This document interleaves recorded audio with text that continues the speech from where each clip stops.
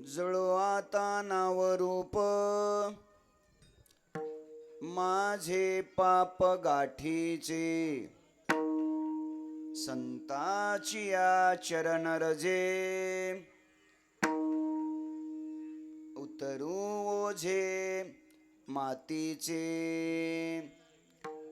लटिक्याचा अभिमान होताशी न पाववित, संताची या चरण रजे उतरू ओझे मातीचे. तुका म्हणे अरूपीचे, तुका म्हणे अरूपीचे, सुख साचे निनावे, संताची या चरण रजे उतरू ओझे मातीचे. पांडुरंगा करू प्रथम, पांडुरंगा करू प्रथम नमन, पांडुरंगा करू प्रथम नमन, पांडुरंगा करू प्रथम नमन. दुसरे चरणा संताची या, दुसरे चरणा संताची या, दुसरे चरणा संताची या. त्यांच्या कृपादाने कथेचा विस्तार, त्यांच्या कृपादाने कथेचा विस्तार, त्यांच्या कृपादाने कथेचा विस्तार, त्यांच्या कृपादाने कथेचा विस्तार. बाबाजी सद्गुरुदास तुका, बाबाजी सद्गुरुदास तुका, बाबाजी सद्गुरुदास तुका. नमो सद्गुरु तुकया ज्ञान दीपा, नमो सद्गुरु सच्चिदानंद रूपा, नमो सद्गुरु भक्त कल्याण मूर्ते, नमो सद्गुरु भास्करा पूर्ण कीर्ती. सेवे लागी सेवक झालो, तुमच्या लागलो निज चरणा, तुमच्या लागलो निज चरणा, तुमच्या लागलो निज चरणा. सेवे लागी सेवक झालो, तुमच्या लागलो निज चरणा, तुमच्या लागलो निज चरणा, तुमच्या लागलो निज चरणा. अहो स्वामी तुकया देवा, यावरी न करावा उभेरू, यावरी न करावा उभेरू, यावरी न करावा उभेरू. अहो स्वामी तुकया देवा, यावरी न करावा अवेरो, यावरी न करावा अवेरो, यावरी न करावा.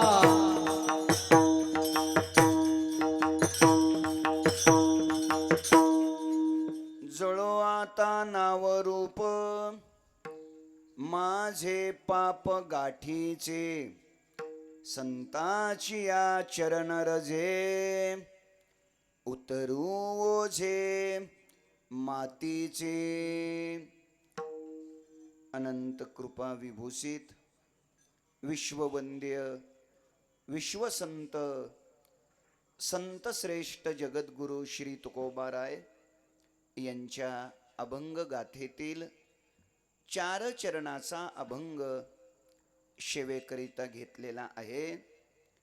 या अभंगाच्या द्वारा संत श्रेष्ठ जगद्गुरु श्री तुकोबाराय संत कृपेने आपल्या जीवनामध्ये प्राप्त असलेल्या भगवत सुखाची मीमांसा करतात.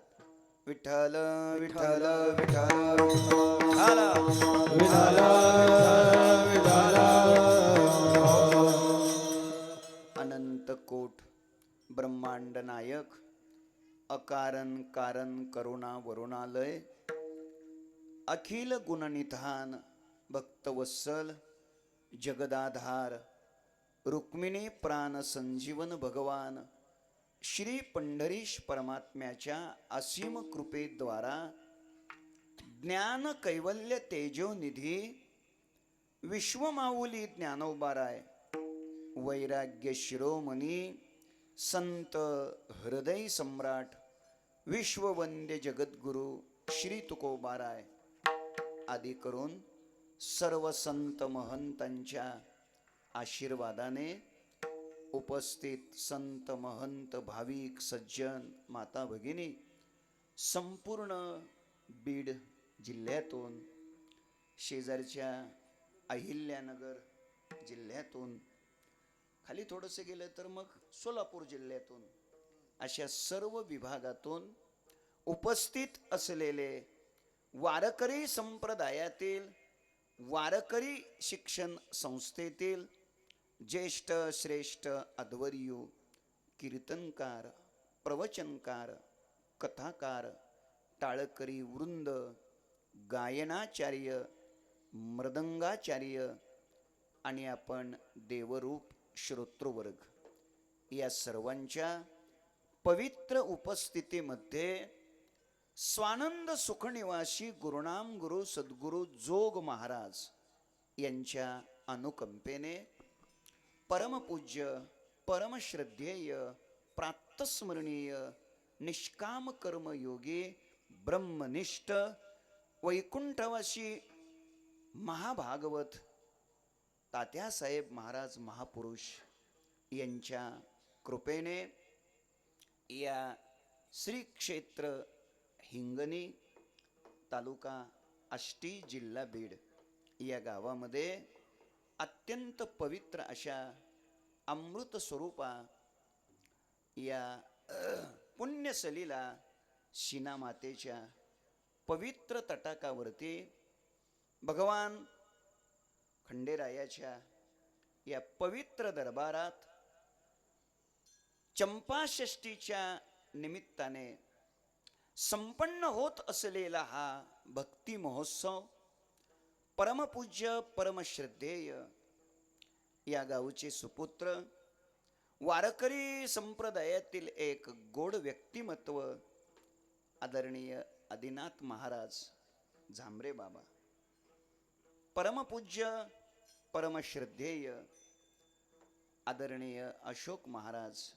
झांबरे बाबा आणि आपल्या सर्वांचे मार्गदर्शक, संपूर्ण महाराष्ट्रामध्ये वारकरी संप्रदायाचा प्रचार आणि प्रसार अव्याहतपणे, अविरतपणे, आयाचित वृत्तीने करणारं व्यक्तिमत्व आपल्या गावचा, आपल्या परिसराचा स्वाभिमान संपूर्ण महाराष्ट्रातल्या चांगल्या लोकात अत्यंत चांगुलपणे ज्यांनी प्रसिद्ध केला असे आदरणीय कीर्तन केसरी, हरिभक्तीपरायण आदरणीय सुनील महाराज अर्थात नाना यांच्या आदेशातून आजच्या या सेवेचं सौभाग्य मला प्राप्त झालेलं आहे.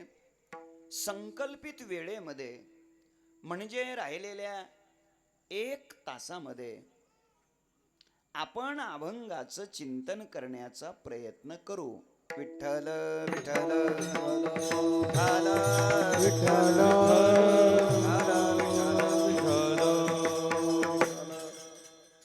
मी 1 तासामध्ये म्हटल्यानंतर तुम्ही घड्याळाकडे पाहिलं, पण मी 7 वाजता फेटा बांधून इथं करेक्ट हजर झालेलो आहे आणि अभ्यासच केला तर मग मी 6:45ला फेटा बांधलेला आहे.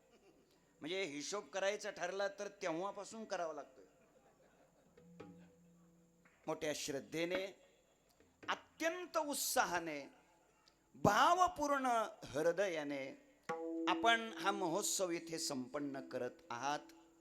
वारकरी संप्रदायातील भजनाच्या क्षेत्रातली जुनी नवी मंडळी या ठिकाणी टाळ घेऊन उभी आहेत. या सर्व गुणीजनांच्या, टाळकऱ्यांच्या चरणी मी प्रणाम करतो, नतमस्तक होतो. अत्यंत गोड असे सालस, स्वरबद्ध, लयबद्ध, तालबद्ध मृदंग वाजवणारे मृदंगाचार्य ऋषिकेशजी इथे उपस्थित आहेत. त्यांच्याही चरणी मी नतमस्तक होतो.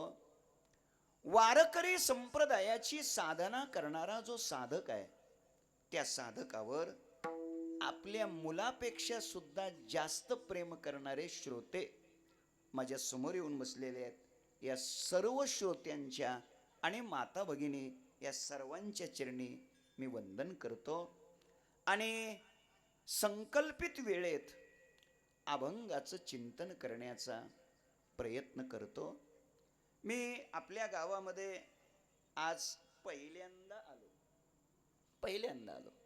पूजनीय महाराजांचा आदेश शिरसावंदे मानून आज तुमच्या सर्वांचं दर्शन मला या निमित्ताने झालं.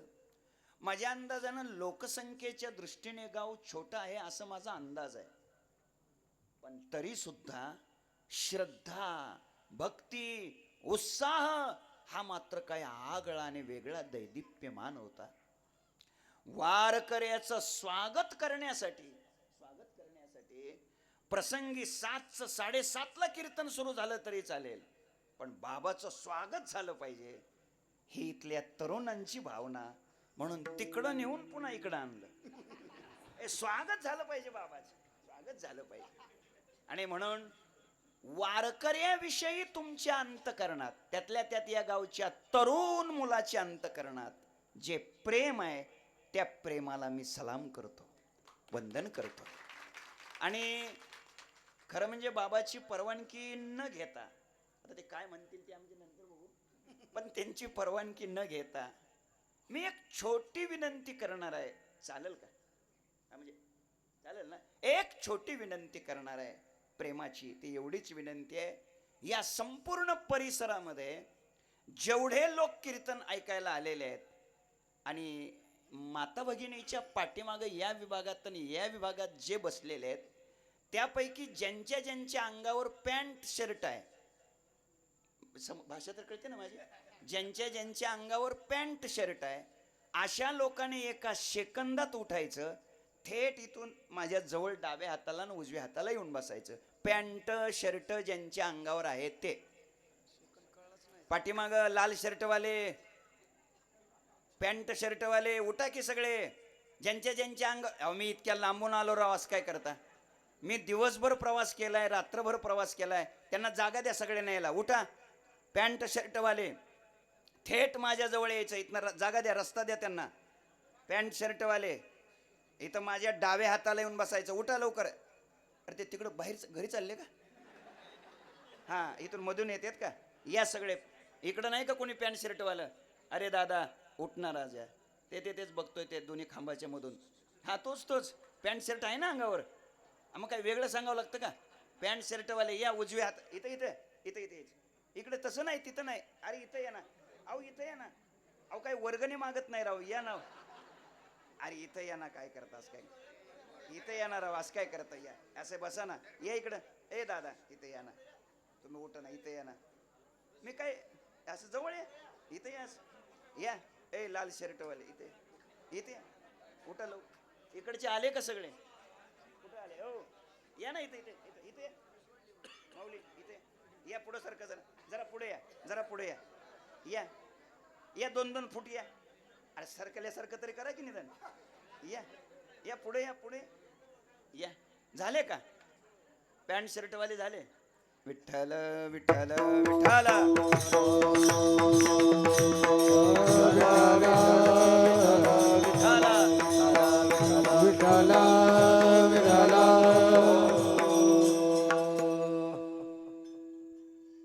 माझ्या विनंतीला आपण मान दिला आणि आपण सगळे उठून पुढे आलात. मी आपलं मनापासून अभिनंदन करतो. खूप खूप धन्यवाद देतो.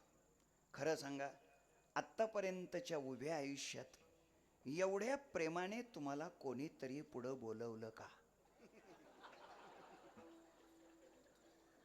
उलट तुम्ही जर पुढे येऊन बसलेला असाल तर आत्तापर्यंत बऱ्याच लोकांनी तुम्हाला मागे ढकललं असेल. बरोबर? मी तुम्हाला पुढं का बोलावलं? ए दादा, अरे इकडे ये ना, इथे ये ना. असं त्या टाळकऱ्यानं उभा राहता येत नाही. ये ना, अनुदानाचं वाटप असल्यावर कसं पुढे येताल रे? असं इथे असं बस. अरे तर मी तुम्हाला पुढं का झालं असेल की वाटप झालं असेल ना. मी तुम्हाला पुढं का बोलावलं याची 2-3 उत्तरं देतो. पहिलं उत्तर आहे का, मी तुम्हाला पुढं का बोलावलं, याचं पहिलं उत्तर आहे, ही एवढीच एक जागा पुढं येऊन बसण्यासारखी जागा आहे. ही जागा सोडली तर पुढं जाऊन बसण्यासारखं काय राहिलंय का आता? एक. दुसरं उत्तर देतो मी तुम्हाला पुढं का बोलावलं. दुसरं उत्तर असं आहे, विश्वाच्या पाठीवर वारकरी संप्रदाय हाच संप्रदाय असा आहे, तो मागच्या लोकांना पुढं घेणारा संप्रदाय आहे. हे औदार्य तुम्हाला दुसरीकडे कुठंच बघायला मिळणार नाही. ते लोक फक्त आपल्या भाषणात म्हणत असतात, तळागाळातील जनतेसाठी, असं फक्त म्हणत असतात. खरं म्हणजे ते तसं काही नसतं.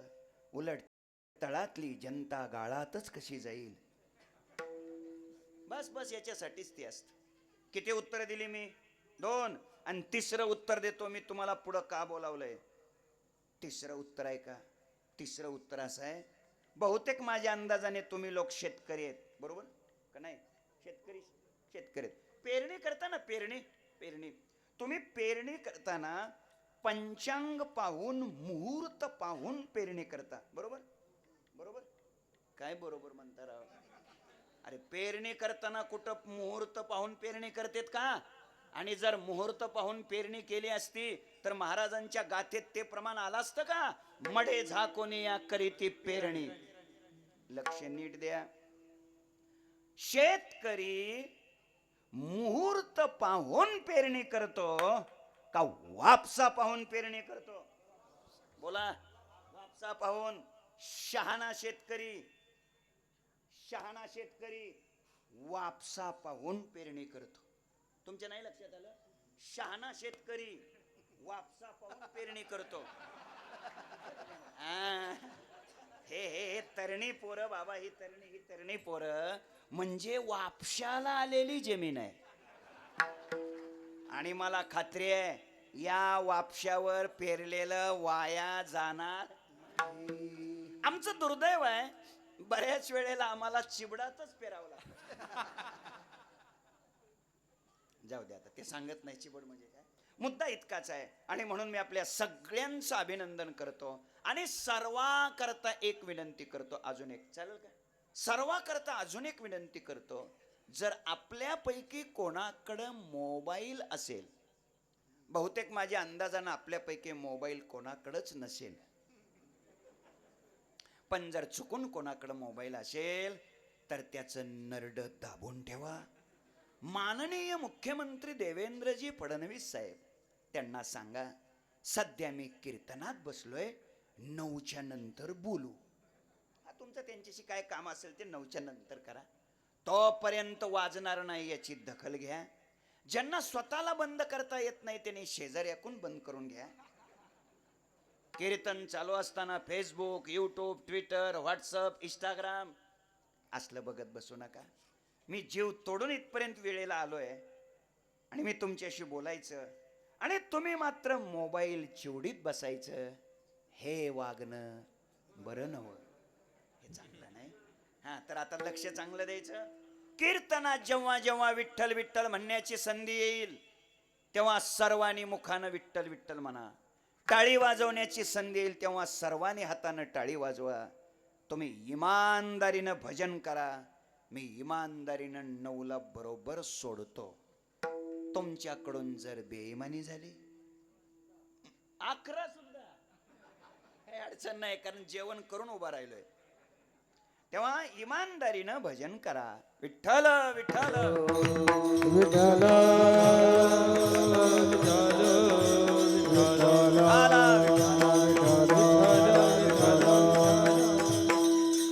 शेवेकरता घेतलेला अभंग तुकोबारायांचा आहे. लक्ष द्या, विक्षेप करू नका. ए बाळ, घेऊन जा रे आता त्याला घरी घेऊन जा, 9 वाजता पंक्तीला घेऊन ये. आता अजिबात विक्षेप करू नका. कीर्तन हे विक्षेप करत जाऊ नका. आता ऐकलंय आतापर्यंत आम्ही. या अभंगातून तुकोबाराय संत कृपेनं आपल्या जीवनामध्ये प्राप्त झालेल्या भगवत सुखाची मीमांसा करतात. ऐका, प्रत्येक मनुष्याच्या जीवनामध्ये सुख हे अत्यंत महत्वाचं आहे. प्रत्येक मनुष्य आपल्या जीवनातली प्रत्येक क्रिया सुखासाठीच करत असतो. मग ती क्रिया सामाजिक असेल, आध्यात्मिक असेल, प्रापंचिक असेल अथवा राजकीय असेल. क्रिया कोणतीही असू द्या, ती करण्याच्या पाठीमागे हेतू असतो जीवन सुखी झालं पाहिजे. ऐका, आपल्या अंतःकरणातील इच्छेचं बाहेरचं टोक वस्तू असेल, व्यक्ती असेल, पदार्थ असेल, पण त्याच इच्छेचं आतलं टोक काय असतं? जीवन सुखी झालं पाहिजे. लक्ष द्या, इच्छेचं बाहेरचं टोक पद आहे, इच्छेचं बाहेरचं टोक पदार्थ आहे, इच्छेचं बाहेरचं टोक प्रतिष्ठा आहे, इच्छेचं बाहेरचं टोक पैसा आहे. पण पद, प्रतिष्ठा, पदार्थ, पैसा हे सगळं कशा करता? तर याचं आतलं टोक आहे सुखा करता. सुखा करता. एखाद्या माणसाला वाटतं शिना नदीच्या काठावरती सलग 170 एकर जमीन असावी. कशा करता? बोला बोला. सुखा करता. एखाद्या व्यक्तीला वाटतं आष्टीमध्ये 3-3.5 कोटीचं घर असावं. कशा करता? सुखा करता. एखाद्या व्यक्तीला वाटतं 1.5 कोटीची गाडी असावी. कशा करता? बोला ना. सुखा करता. एक सोपं बोलतो, म्हणजे गाडी सुखा करता, बंगला सुखा करता, काय शेती सुखा करता. लक्ष चांगलं द्या. माणसं जगतात कशा करता? बरं थांबा, हे पैसे करता म्हणले. पैसे कशा करता? झालं आले की तिथंच. बरोबर बरोबर. म्हणजे माणसं जगतात कशा करता? सुखा करता. अजून एक सोपं विचारतो, माणसं मरतात कशा करता? हो ना, दुःखाला वैतागलेले असते, घ्या फाशीन व्हा मोकळं. म्हणजे जीवनातल्या कोणत्याही घटनेच्या बुडाशी दडलंय काय? जीवन सुखी झालं. हे बघा, दिवसभर शेतातलं कष्ट करून, उद्योग करून, मेहनत करून, व्यापार करून, व्यवसाय करून, नोकरी करून, धंदा करून, जेवण करून निवांत झोपायचं सोडून तुम्ही सगळेजण इथं या मंडपात येऊन बसलात कशा करता? बोला की. सुखा करता. मग 11 वाजेपर्यंत चालू ठेवू का? नाही म्हणजे सुखा करताच आला तर घ्या की सुख, मग काय अडचण आहे? लक्ष चांगलं द्या. जीवनातली कोणतीही क्रिया, कोणताही मनुष्य सुखा करताच करतो. मग प्रश्न असा आहे, सुख मिळतं का? सुख मिळतं का? नाही. मिळत नसेल तर मग का मिळत नाही? आणि ते कधी मिळेल? या सर्व प्रश्नाची उत्तरं मी आजच्या कीर्तनात सांगणार नाही. आता तर धक्काच बसला असेल. आणि मग सांगणार काय? ऐका काय सांगणार. सुखासाठी प्रयत्न करणारा, सुखासाठी धडपडणारा, सुखासाठी तळमळणारा जो जीव आहे, तो जीव सिद्धांतामध्ये वास्तवतः तो जीव देवाचा काय आहे? वा, देवाचा काय आहे? अंश. याने उत्तर दिलंय अंश म्हणून. अरे काय तयार श्रोते आहेत. मग आता नीट ऐका, जीवात्मा हा भगवंताचा अंश आहे. भगवान स्पष्ट बोलतात, ममैवांशो जीवलोके जीवभूत सनातनः मनःषष्ठानि इंद्रियानि प्रकृतिस्थानी कर्षति. ज्ञानोबरायाची भाषा आहे, हा परमात्माची परी दुसरा. तुकोबरायाची भाषा आहे, देवची बरे देवची बरे तुका म्हणे खरे तुम्ही. लक्ष नीट द्या. जीव हा भगवंताचा अंश आहे. जीव देवाच्या किती जवळ आहे, किती जवळ. चरण देतो महाराजांचं. तुकोबाराय सांगतात, उदका वेगळा उदका वेगळा उदका वेगळा टाळी टाळी वाजवा. उदका वेगळा उदका वेगळा उदका वेगळा उदका वेगळा उदका वेगळा नव्हे तरंग वेगळा नोहे तरंग निराळा आता भजो कवने परी आता भजो कवने परी नव्हे तरंग वेगळा नव्हे तरंग टाळी टाळी वाजवा, टाळी वाजवा. आता भजो कवने परी आता भजो कवने परी हो. उदका वेगळा तरंग निराळा नव्हे. लक्ष द्या. उदक म्हणजे पाणी आणि तरंग, तरंग म्हणजे त्याच्यावरती, त्या पाण्यावरती अशी छोटी छोटी छोटी छोटी अशी दगड असतात, त्याला लक्ष द्या. त्या दवबिंदूत काय असतं? पाणीच. म्हणजे तरंगात काय? पाणी. आणि उदक म्हणजे काय? पाणी. तुम्ही लक्ष देताय जागेत, लक्ष द्या जरा नीट. उदक आणि तरंग वस्तू दोन आहेत का एक? दोन. वस्तू दोन. उदक आणि तरंग. तरंगात काय आहे? पाणी. आणि उदक म्हणजे काय? पाणी. म्हणजे उदक आणि तरंग वस्तू दोन झाल्या का वस्तू एक झाली? कमाल झाली गड्या. आता असं कीर्तन ऐकल्यावर कसं व्हायचं हो? आता तुम्हीच काय म्हणले, तरंगात काय आहे? पाणी. आणि उदक म्हणजे काय? म्हणजे उदक आणि तरंग वस्तू दोन का वस्तू एक? वस्तू एकच झाली. नाव किती आहेत? नाव दोन आहेत. याला उदक म्हणायचं आणि याला तरंग. पण वस्तू दोन आहेत का वस्तू एक आहे? लक्ष जरा चांगलं द्या. असं का झालं बरं?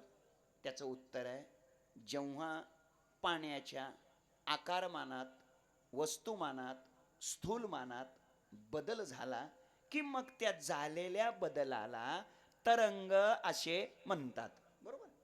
हा बदल होतो कशामुळं? अरे वा, करेक्ट. हवा, वारा, हवा, हवा. आता आले ना हवा.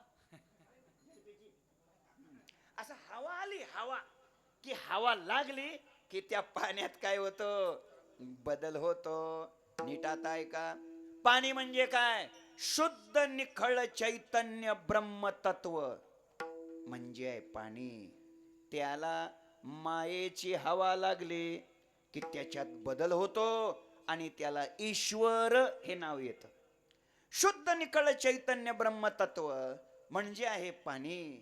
त्याला कल्पनेची आणि अविद्येची हवा लागली की त्याच्यात बदल होतो आणि त्याला जीव हे नाव येतं. शुद्ध निखळ चैतन्य ब्रह्म तत्व म्हणजे आहे पाणी.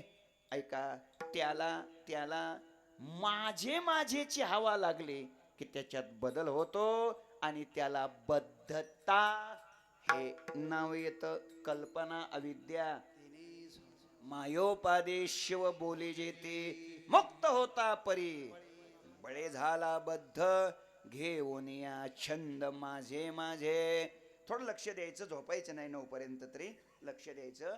काय हवा संपली, हवा संपली. म्हणजे हवा शांत झाली की उदक आणि तरंग दोन्ही दोन नसून दोन्ही एकच. अजून बोलतो, जेव्हा उदक आणि तरंग दोन्ही दोन दिसतात त्या काळात ते दोन असतात का एकच असतात? एकच असतात. एक दिसतंय दोन पण असतंय एकच. दोन कुठपर्यंत दिसत? हवा येतोपर्यंत. हवा थांबली की उदक आणि तरंग दोन्ही दोन नसून एकच. तसं दादानो, अविद्येची, मायेची, कल्पनेची, माझे माझीची, विकाराची, दुर्गुणाची हवा एकदा का आपल्या जीवनातली संपली की जीव आणि देव दोन्ही दोन नसून दोन्ही एकच आहेत. तुका म्हणे कैची किव कोठे जीव निराळा, कोठे जीव निराळा, कोठे जीव निराळा. तुका म्हणे कैची किव कोठे जीव निराळा, कोठे जीव निराळा, कोठे जीव निराळा. तुका म्हणे कैची किव कोठे जीव निराळा, कोठे जीव निराळा, कोठे जीव निराळा. हा तुका म्हणे तारी वाजवा. कैची किव कोठे जीव निराळा, कोठे जीव निराळा, कोठे जीव निराळा, निराळा. कोठे जीव निराळा. जीव काय निराळा आहे का? लक्ष जरा चांगलं द्या. कशा करता हे मी दृष्टांत दिलाय? जीव हा देवाचा अंश आहे, अंश. आणि मग जीव देवाच्या किती जवळ आहे हे कळण्याकरता दृष्टांत दिला. उदका वेगळा, तरंग निराळा नव्हे. तरंग जितका उदकाच्या जवळ आहे तितका जीव देवाच्या, खरं बोलू, जीव देवाच्या किती जवळ आहे हे माझं सांगणं सुद्धा लांब आहे. एवढं जवळ आहे. थोडक्यात जीव देवाचा काय आहे? अंश. जीव देवाचा काय आहे? अंश आहे. आणि मग जीव ज्या देवाचा अंश आहे मायबाप, तो देव सुखाचा आगर आहे, सुखाचा निधी आहे, सुखाचा गाभा आहे, सुखाची खान आहे, सुखाची राशी आहे, सुखाचा सागर आहे. हे सगळे लोक तरबेज म्हणणारे आहेत, काय प्रश्नच नाही. पण तुमचं नुकसान होऊ नये म्हणून ते शांत आहेत. सगळी प्रमाण म्हणता येतात, सगळी सर्व सुखाचे आगर, अवघी सुखाचीच राशी पुंडलिकाशी ओळली. सगळी प्रमाण. सुखाचा निधी, सुख सागर जोडला. लक्ष द्या. यो वै भूमा तत् सुखम असं म्हटलंय. परमात्मा सुख स्वरूप आहे, सुखरूप आईशे. कोण तुझे सांगा? माझ्या पांडुरंगा सारिके ते कोण आहे? आनंदाद्वय नित्य निरामय, जे का निज ध्येय योगियाचे ते हे समचरण साजिरे विटेवरी. लक्ष द्या. परमात्मा भगवान हा सुखाचा सागर आहे, बरोबर? आणि जीव देवाचा, लक्ष द्या की, जीव देवाचा अंश आहे आणि देव तर सुखाचा सागर आहे. मग त्याचा अंश असलेला जीव दुःखी. लक्ष द्या.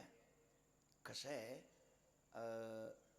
2 महिने सलग जर पाऊस नाही आला तर वाहणारा ओढा आटतो. बोलत जा की, आटतो. 4 महिने पाऊस नाही आला तर वाहणारी नदी आटते. 2 वर्ष पाऊस नाही आला तर धरण आटतं, कोरडं. 12 वर्ष पाऊस नाही आला तर समुद्र अंगत उपयोग झाला का नाही मागून बोड उडलेल्याचा सांगावं असं असं करेक्ट तरबेज श्रोता पाहिजे. लक्ष द्या, जो कधी आटतच नाही त्याला समुद्र म्हणतात. भाषा माझी नाही दादा, ज्ञानोबारायाची. ज्ञानोबाराय बोलतात, वारशी विन सागरू जैसा जळे नित्य निर्भरू. जो कधी आटतच नसतो त्याला समुद्र म्हणतात, सागर म्हणतात. आणि म्हणून परमात्मा भगवान देव हा सुखाचा ओढा आहे का सुखाची नदी आहे? सागर आहे, सागर आहे. देव हा सुखाचा. मग जर देव सुखाचा सागर आहे तर त्याचाच अंश असणारा जीव दुःखी. प्रश्न फार महत्वाचा आहे, उत्तर शोधलं पाहिजे. हे बघा, अगदी अजून सोपं करतो. अजून सरळ सरळ एक नियम आहे. काय नियम आहे? जे गुणधर्म अंशीमध्ये असतात तेच गुणधर्म अंशामध्ये असतात. आता इथं अंशी कोण आहे? देव. आणि अंश कोण आहे? जीव. हा, लक्ष द्या. नियम काय? जे गुणधर्म अंशीत असतात तेच गुणधर्म अंशामध्ये असतात. तुम्हाला साखर माहिती आहे? माहिती आहे. कशापासून बनते? ऊसापासून. म्हणजे ऊस हा काय झाला? अंशी. आणि साखरेचे छोटे छोटे बनलेले कण हा त्याचा काय झाला? अंश. आता लक्ष द्या, अंशी असणारा ऊस चवीने गोड आहे, म्हणूनच त्याचा अंश असलेली साखर चवीने गोड आहे. दुसरं उदाहरण, मीठ माहिती आहे तुम्हाला? मीठ माहिती आहे ना? माहिती आहे. विहिरीच्या पाण्यापासून मीठ बनवलं जातं का बोरच्या पाण्यापासून मीठ बनवलं? समुद्राच्या. समुद्राच्या. म्हणजे इथं अंशी कोण झाला? समुद्र. आणि मिठाचे छोटे छोटे खडे त्याचा काय झाला? अंश. आता मला उत्तर द्या, अंशी असलेला समुद्र चवीने म्हणूनच त्याचा अंश असलेलं मीठ सुद्धा खारट आहे.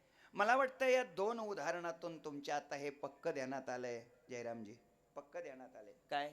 जे गुणधर्म अंशीमध्ये असतात तेच गुणधर्म अंशामध्ये असतात. नक्की? पक्क? 100%? ठीक आहे. मग अंशी कोण आहे आपल्या चिंतनात? देव. आणि अंश कोण आहे? जीव. अंशी असलेला देव सुखाचा सागर आहे, मग त्याचा अंश असणारा जीव दुःखी. का भटकतोय? का तडफडतोय सुखा करता? रोज एका गावाला, रोज एका गावाला. आता जरा जास्त गुदगुल्या झाल्या वय. लक्ष द्या, काय कारण काय शोधलं पाहिजे. बघा, हे बघा, एखादा जुना माणूस असतो, जुना, साधारणतः 85-90 त्याचं वय असावं. आणि एखादा पोरगा असतो 22-23 वर्षाचा, शेजाऱ्याचा असा कोणाच तरी पोरगा असतो. आणि मग त्या पोराचं वागणं चांगलं नसतं. आणि मग तो 85-90 वर्ष वयाचा माणूस त्या पोराला बोलतो, ए दादा, अरे तुझा आम्ही बाप बघितला, तुझा आम्ही आजोबा बघितला, आम्ही लहान लहान असताना तुझा पंजा सुद्धा पाहिला. या 10 खेड्यात दानधर्म करायच्या बाबतीत, अन्नदान करायच्या बाबतीत, सत्कर्म करायच्या बाबतीत, देणगी द्यायच्या बाबतीत, लोकाला सहकार्य करायच्या बाबतीत, या 10 खेड्यात त्यांचा हात धरायची कोणाची ताकद नव्हती. इतके दानशूर. आणि त्याच खानदानीत तू जन्माला आलाच आणि खुशाल लोकांकडून मागून तंबाखू खातो रे. याचा अर्थ विकत घेऊन खायची असते असा काढू नका. नाही तर सर्टिफिकेट दिले व्हायचं माझ्याकडून. तुम्ही ते मला विक्षेप होत आहे, शांत बसवा. आता काय, आईजवळ नेऊन द्या. लक्ष द्या, लक्ष द्या, माझ्याकडे बघा, घोटाळा होतोय. मुद्द्याकडे लक्ष द्या माझ्या. विठ्ठल विठ्ठल विठ्ठल विठ्ठल विठ्ठल विठ्ठल विठ्ठल विठ्ठल विठ्ठल. आम्ही तुझी खानदान बघितली. खानदानाचा विचार केला तर जीव कोणाच्या खानदानातला आहे? देवाच्या. जीव जीव देवाच्या खानदानीतला आहे. आणि मग देवाची खानदान अर्थात जीवाची खानदान म्हणजे देव, तर सुखाची रास आहे, सुखाचा सागर आहे. तर मग त्याच्याच खानदानीत जन्माला आलेला जीव दुःखी का? मला वाटतं या प्रश्नाचं उत्तर सापडल्याशिवाय इथून उठण्यात मजा नाही. वाजू द्या, 1:30-2 वाजली तर वाजली, काय करता, उत्तर शोधलं पाहिजे. जरा ऐका, लक्ष द्या. जीवाला सुख मिळत नाही का? संसारामध्ये सुख नाही का?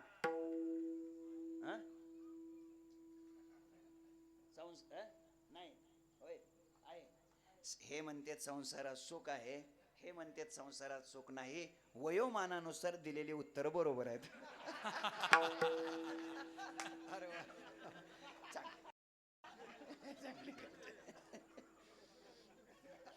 एवढं जमलं की तारका रोज मिळतात. माझा चौकदार, संसारात सुख आहे का? घाबरू नका. नाही सुख नाही. चला माझ्या बरोबर मग आता. उत्तर इतकंच आहे, ऐका. संसारात जर सुख नसतं तर तुम्ही 1 मिनिट सुद्धा संसार केला नसता. बोला, संसारात सुख आहे का नाही? आहे ना, आहे ना, आहे ना. आता लगेच बदलले हो. अगोदर नाही म्हणत होते. अहो, निदान कीर्तन होईपर्यंत तरी एका पक्षात राहा. आता ऐका, पुढचं ऐका. जर संसारात सुख असतच तर तुम्ही सगळ्यांनी इथं ही गर्दी. उत्तर देतो, वाढवत नाही. संसारात सुख आहे दादानो, फक्त अडचण आहे, थोडं आहे, थोडं आहे. किंचित सुखाचा धरिला अभिलाष, तेने झाला नाश बहु पुढे. संसारात सुख आहे, थोडं आहे, किंचित आहे, क्षणभंगुर आहे, नष्ट होणार आहे, नाचणार आहे, संपणार आहे. आणि दुःखाचाच विचार केला तर दुःख पर्वत पर्वताये म्हणे, दुःख पर्वताये म्हणे, दुःख पर्वताये म्हणे, दुःख पर्वताये म्हणे. सुख पाहता जवा पाणे, सुख पाहता जवा पाणे, दुःख पर्वताये म्हणे, दुःख पर्वताये म्हणे. हे सुख पाहता जवा पाणे, सुख पाहता जवा पाणे, दुःख पर्वताये म्हणे. हे दुःख पर्वताये म्हणे. हो, सुख पाहता जवा पडे, दुःख पर्वता एवढे. आता सुख आहे बघा, आता अडचण. लक्ष द्या, लक्ष द्या. सुख नाही का संसारात? आहे हो, पण किती?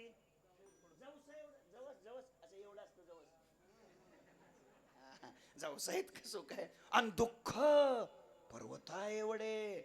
थोड्याशा सुखासाठी आम्ही प्रचंड दुःख भोगतोय संसारात. ते जुनी कीर्तनकार मंडळी तो दृष्टांत चांगला रंगवून सांगतात बघा. जुनी कीर्तनकार मंडळी तो दृष्टांत फार रंगवून सांगतात. हे लोक म्हणतील कोणता? सांगितल्याशिवाय कसं कळायचं? फार महत्वाचं नाही, उगाच तुम्हाला कळावा म्हणून सांगतो. जुने कीर्तनकार मंडळी, एक माणूस होता आणि त्याच्या पाठीमागं वाघ लागला. बिबट्या बिबट्या, सध्या बिबट्याचा लय कार्यक्रम आहे. वाघ लागला आता पाठीमाग वाघ लागल्यावर माणूस डावीकडे पळल का उजवीकडे पळल? जिकडे वाट दिसल कसा पळल? सायरा वैरा का सायराट? बर बर बर, ठीक आहे, लक्ष द्या. वाघ माग आलाय, त्याला पोहता येत होतं. त्याला असं वाटलं आपण असं करू, विहिरीत उडी टाकू, पोहू आणि वाघाच्या तावडीतून जीव वाचवू. विहिरीत उडी टाकणार, पण 2012चं साल, 2025 नव्हतं. दुष्काळ होता का नाही इकडे? भयानक दुष्काळ. पाहतोय तर 8 परस विहीर कोरडी फट. आता काय करता? आणि खाली बघितलं तर विहिरीत असा नाग. विहिरीत उडी टाकावी तर नाग आहे. विहिरीच्या काठावरच थांबावं तर पाठीमागून वाघ आहे. आता काय करावं? वाघ तर जवळ आलाय, काय करावं? जुने माणसं, संसारिक माणसं हुशार असतात. विहिरीच्या काठावरच एक वडाचं जुनं झाड होत आणि त्याच्या पारंब्या विहिरीत लोंबकळत होते. या पट्ट्यानं अशी झेप घेतली आणि त्या पारंबीला असा लोंबकळला, अशी लोंबकळला. आता ऐका, नेमकं त्याच पारंबीवर वरच्या बाजूला आग्या मोहोळ होत. हो, याच्या हेलकाव्यानं त्या माश्या काय झाल्या? उठल्या. आणि त्या सगळ्या माश्या येऊन याच्या अंगाला गुदगुल्या, माश्या गुदगुल्या करतात ना. ऐका ऐका, खाली उडी टाकावी तर, काठावर उडी टाकावी तर, बरं तसंच लोंबकळत राहावं तर? किती बेजारी आहे हो, किती बेजारी आहे. कोणाची? त्या लोंबकळलेल्या माणसाची. कोणाची? त्या लोंबकळलेल्या माणसाची. हे मी कुणाचं सांगतोय? त्या लोंबकळलेल्या माणसाचं. आणि त्या लोंबकळलेल्या माणसाचं सांगायला इतकी धावपळ करून आलो होय मी इथं. काय कमाल आहे. कीर्तन ऐकताना लोकांना कीर्तन आपल्यासाठी चाललंय असं वाटतच नाही राव. काय करत? आता पुढं ऐका काय झालं. याच्या हेलकाव्यानं त्या माश्या तर उठल्या, पण त्याच्यातून कधीतरी एखादा मधाचा थेंब असा खाली पडायचा. कधीतरी त्या पट्ट्यानं तेवढ्यातून जीभ अशी काढायची आणि तो जिभेवरती थेंब काय करायचा? झेलायचा. आणि तो जिभेवर कधीतरी पडणारा थेंब त्यानं झेलायचा. आणि मग त्यानं मनातल्या मनात म्हणायचं, तुका म्हणे जन्मा आल्याचे सार्थक. कधीतरी पडणाऱ्या एखाद्या थेंबासाठी वाघही विसरला, नागही विसरला, चावणाऱ्या माशाही विसरला. कोण? हा, लोंबकळल्याला, लोंबकळल्याला. बर बर बर बर बर. मला जाऊ दे. सुख मिळत नाही का? मिळतंय की. कधीतरी एखादा थेंब पडतोय. आणि राजानो, कधीतरी पडणाऱ्या एखाद्या थेंबासाठी प्रचंड दुःख आम्ही सोसतोय. जीवाला असलं सुख नकोय. मग जीवाला सुख कसं पाहिजे? कोणतं सुख जीवाला पाहिजे? कोणत्या सुखासाठी जीव तडफडतोय? त्या सुखाची व्याख्या, त्या सुखाचं लक्षण, त्या सुखाचं स्वरूप जगद्गुरु तुकोबाराय सेवेकरिता घेतलेल्या अभंगाच्या शेवटच्या 4थ्या चरणात सांगतात. तुका म्हणे रूपीचे, तुका म्हणे रूपीचे, तुका म्हणे रूपीचे, तुका म्हणे रूपीचे, हो तुका म्हणे रूपीचे,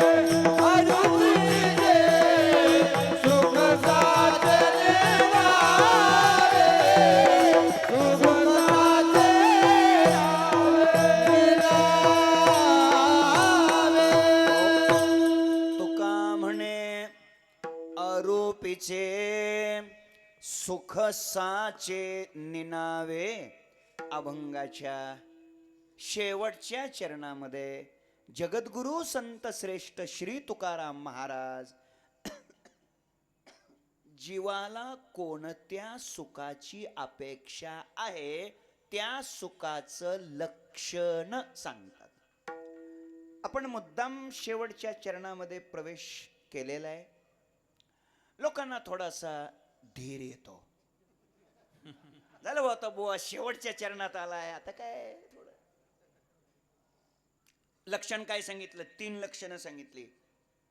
तुका म्हणे आरोपीचे 1, साचे 2 आणि निनावे 3 सुख. कोणतं सुख? सुखाचं लक्षण काय? पहिलं लक्षण केलं आरोपीचे रूप नसलेलं. दुसरं लक्षण केलं निनावे नाव नसलेलं.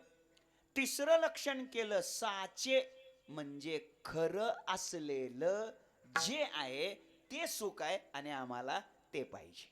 लक्ष द्या, जे रूपरहित असतं, जे नावरहित असतं तेच खरं असतं. जे रूपरहित असतं, नावरहित असतं तेच खरं असतं आणि सांगतो ते सुखच असतं. आणि पुढचं वाक्य ऐका, जे रूपरहित असतं, नावरहित असतं, खरं असतं, सुख असतं आणि ते दुसरं तिसरं कोण नसतं, तो प्रत्यक्ष पांडुरंग परमात्माच असतो. दुसरं तिसरं कोणीही नसतं. चांगला आहे का? रूप आणि नाव यानं जे जे युक्त असतं ते ते नाशाला जाणार असतं. तत्वज्ञानामध्ये वेदांतामध्ये रूप आणि नाव हे दोन्ही अंश मायेचे सांगितलेले आहेत. अस्ति भाती प्रिय हे 3 अंश ब्रह्माचे आणि नाम आणि रूप हे दोन्ही अंश मायेचे. म्हणून असं म्हटलंय सच्चित सुखात्मकम ब्रह्म आणि नामरूपात्मकम जगत. मला वाटतं तुमच्या डोक्याला ताण येत असेल. लोकांना असंही वाटत असेल चांगलं कीर्तन करता करता मध्येच बुवाला काय झालं. पण हे असंही कीर्तनात असतं एवढं बी ध्यानात ठेवलं तरी बरं झालं.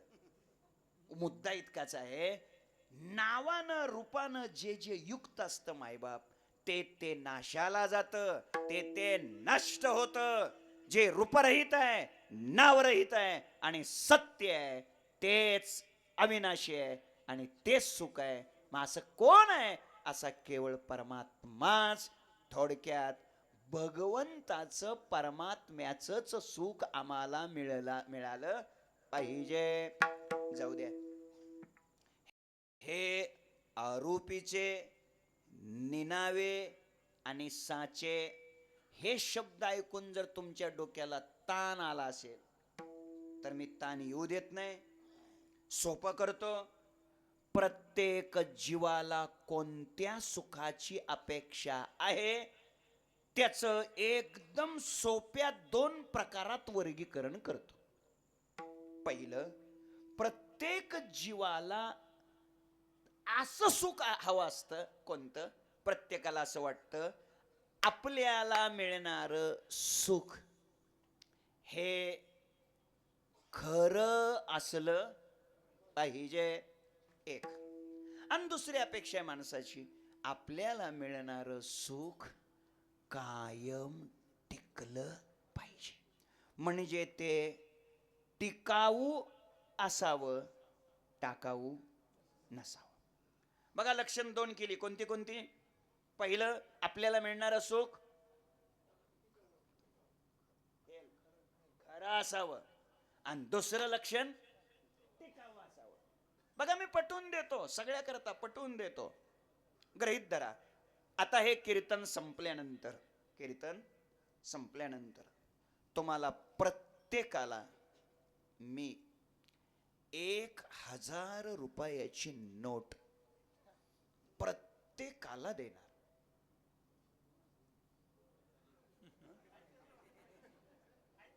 आहेत का? खोटी आहे की? खोटी देता का?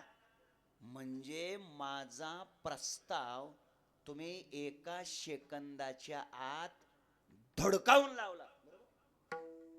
मला वाटतं उलट हे लोक असं म्हणतील, बाबा 1000ची खोटी नोट चलनात न चालणारी देण्यापेक्षा 100च रुपयाची पण खरी द्या.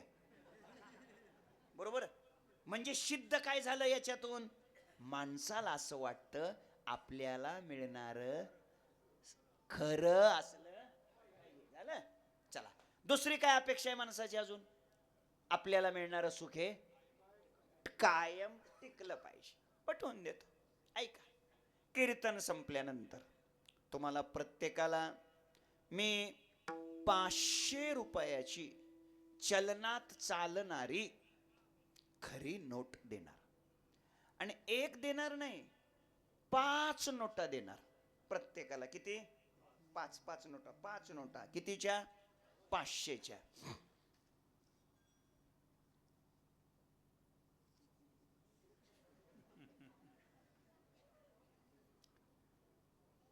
आता माझा प्रस्ताव कुणीही धुडकावलेला नाही. सगळेजण याची वाट पाहतायत, मी जय विठ्ठल कधी करतोय. तर ऐका, तुम्ही प्रस्ताव अर्धाच ऐकलाय, पूर्ण ऐका. 500च्या 5 नोटा मी तुम्हाला देणार आणि काही नाही, त्या दिलेल्या परत घेणार. मला वाटतं आता हे लोक म्हणतील काय, बाबा 500च्या 5 द्यायच्या आणि पुन्हा परत घ्यायच्या. त्याच्यापेक्षा असं करा, 200ची एकच द्या पण पुन्हा हो नका. म्हणजे सिद्ध काय झालं? मिळालेलं काय झालं पाहिजे? टिकलं पाहिजे. प्रत्येक जीवाच्या या 2 अपेक्षा आहेत सुखाच्या संबंधानं. कोणत्या? आपल्याला मिळणारं सुख पहिली गोष्ट खरं असावं आणि दुसरी गोष्ट कायम टिकावं. तर मग आता ऐका, खरं सुख आणि टिकणारं सुख फक्त पांडुरंगाचंच आहे. प्रमाण देतो तुका म्हणे, तुची खरा येर वाऊगा पसारा. आणि अशा खऱ्या सुखाची, टिकणाऱ्या सुखाची अपेक्षा कोणाला आहे? जीवाला. आणि अशी अपेक्षा करणारा जीव हा देवाचा अंश आहे आणि देव हा सुखाचा सागर आहे. तर मग त्याचा अंश असणारा जीव दुःखी. म्हणजे अजूनही प्रश्नाचं उत्तर मिळालेलं नाही. आता द्यावं लागणार आहे. 8:45 पर्यंत पोचायला लागलोय आपण. उत्तर देतो. उत्तर ऐका. उत्तर असं आहे, एक वडील होते आणि त्याने आपल्या मुलाला सांगितलं, दादा घरामध्ये जा, कोपऱ्यामध्ये कपाट आहे. काय कपाट म्हणता का अलमारी? काय कपाट आहे. त्या कपाटामध्ये एक लोखंडाची डबी आहे आणि त्याच्यामध्ये परीस आहे, तेवढा घेऊन ये. कोणी सांगितलं? वडिलांनी. कोणाला? मुलाला सांगितलं, दादा कोपऱ्यामध्ये कपाट आहे घरात, त्या कपाटामध्ये एक लोखंडाची डबी आहे आणि त्याच्यामध्ये परीस आहे, तेवढा घेऊन ये. कोणी सांगितलं हे? वडिलांनी. कोणाला सांगितलं? मुलाला. घरात कोपऱ्यात काय आहे? कपाट आहे, त्या कपाटामध्ये एक लोखंडाची डबी आहे आणि त्याच्यामध्ये परीस आहे, तेवढा घेऊन ये. कोणी सांगितलं हे? आता कवर सांगू हे असं? काय काय डोक्यात शिरणं गेलं का तुमच्या? काय लोखंडाची डबी आहे आणि त्याच्यात मग मग काय काय? हा, म्हणजे ती डबी कशाची असायला पाहिजे? सोन्याची असायला पाहिजे. पण खरंच सांगतो, ती डबी लोखंडाचीच होती.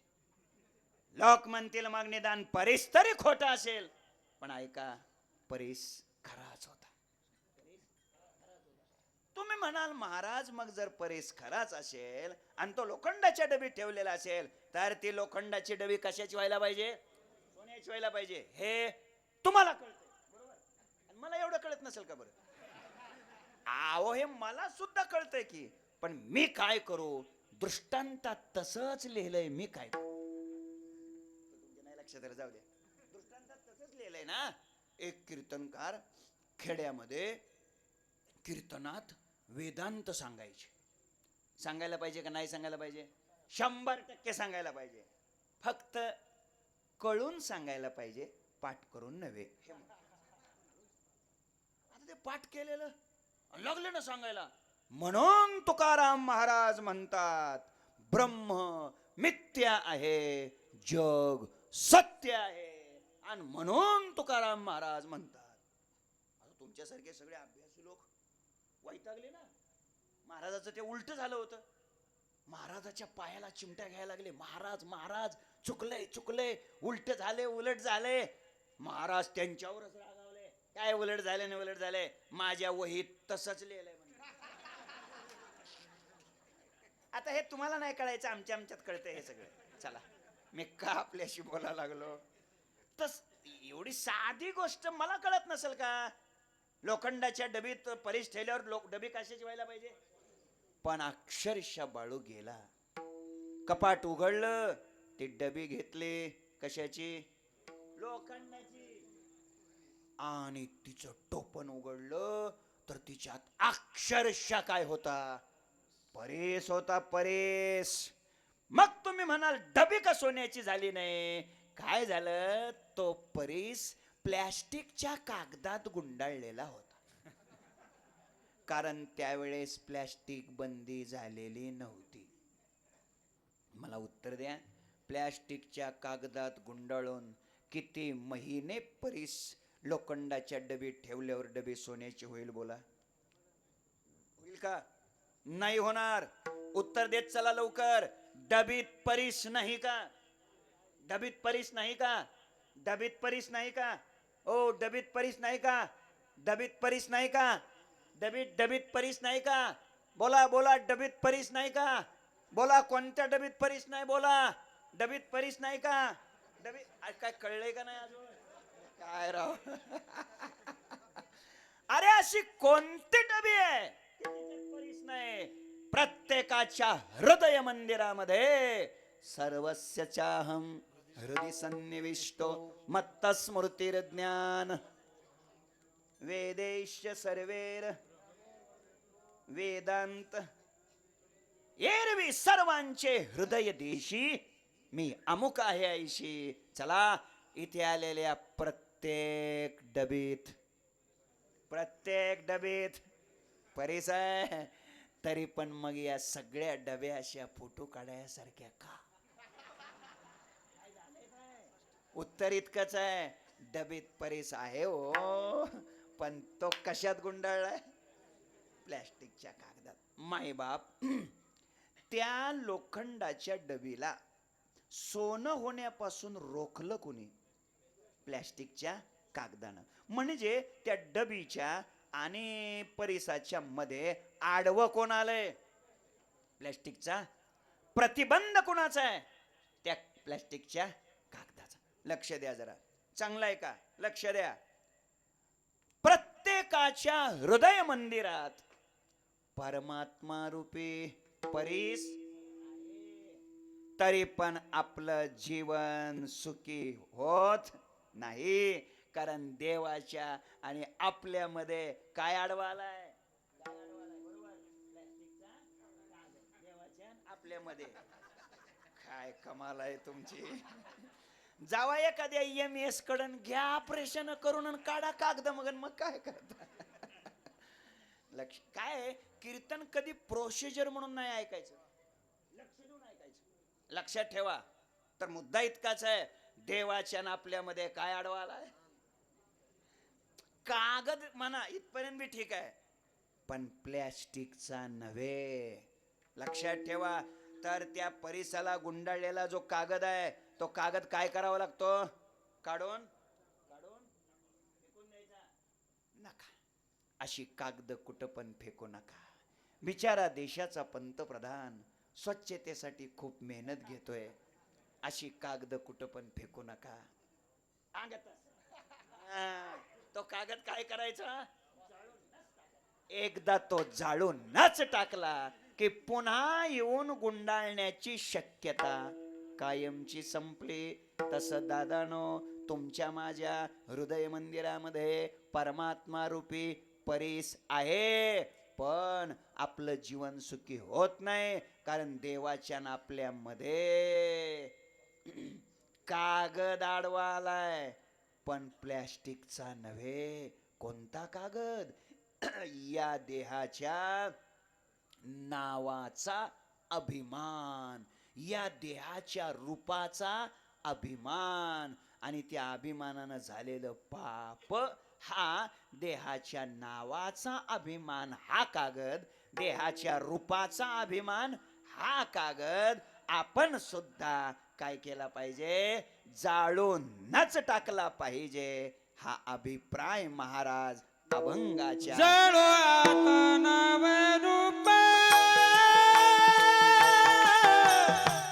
जळो आता नाव रूप,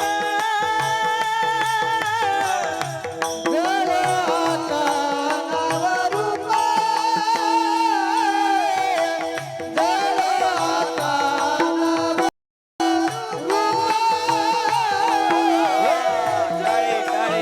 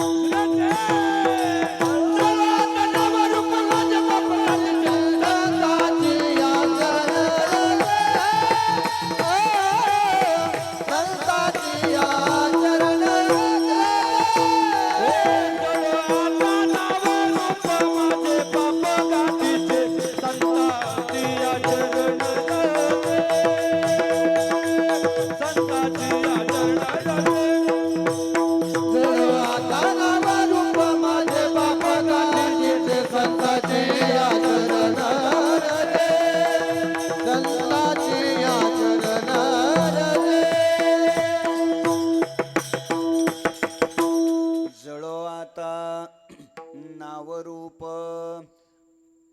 माझे पाप गाठीचे. लक्ष द्या, देव आपल्या हृदय मंदिरात आहे, तरी पण आपलं जीवन सुखी होत नाही. त्याचं कारण आहे, मध्ये आलाय आडवा कागद. कोणता?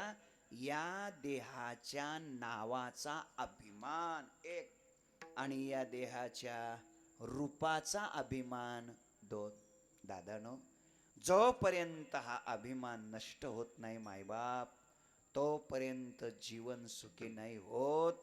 आमचे किती जगद्गुरु तुकोबारायांचं गोड चरण आहे बघा. तुकोबाराय सांगतात, तरीच हा जीव सुख पावे माझा. कधी कधी देहाचा विसर पाणी मज, देहाचा विसर पाणी मज, देहाचा विसर, पाणी मज, देहाचा विसर, देहाचा विसर पाडी मज.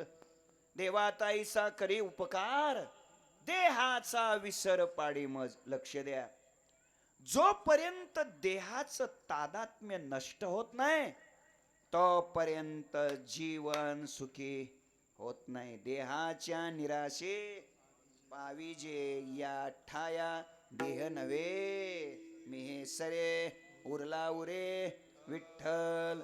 लक्ष द्या, आमचे वैकुंठवासी प्रातस्मरणीय गुरुदेव घुले बाबा, विठ्ठल महाराज घुले बाबा, ते पाठामध्ये सांगत असताना असं म्हणायचे. काय म्हणायचे? ते म्हणायचे, देहाचा आदर केला की देवाचा विसर पडतो. काय वाक्य होते ते, ओवी द्यायचे.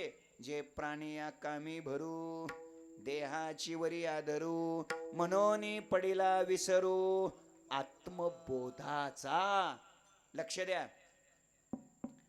त्यांचं असं म्हणणं, ते असं म्हणायचे, या देहाचं पहिल्यासारखं करावं, या देहाचं तादात्म्य संपलं पाहिजे. ते म्हणायचे, या शरीराची 3 चिपट्या राख होणार आहे. एक दिवस हे मातीत जाणार आहे. एक दिवस याची माती होणार आहे. फक्त बुवा पुढं असं म्हणायचे, हे मातीत जाणार आहे, याची माती होणार आहे, हे फक्त आपल्याला मातीत जायच्या अगोदर कळावं एवढंच. काय तोलून तोलून शब्द असायचे. ते म्हणायचे किती जरी लावला लक्ष तरी हे मातीत होणार आहे मिक्स, आणि हे ठरलेलं आहे फिक्स.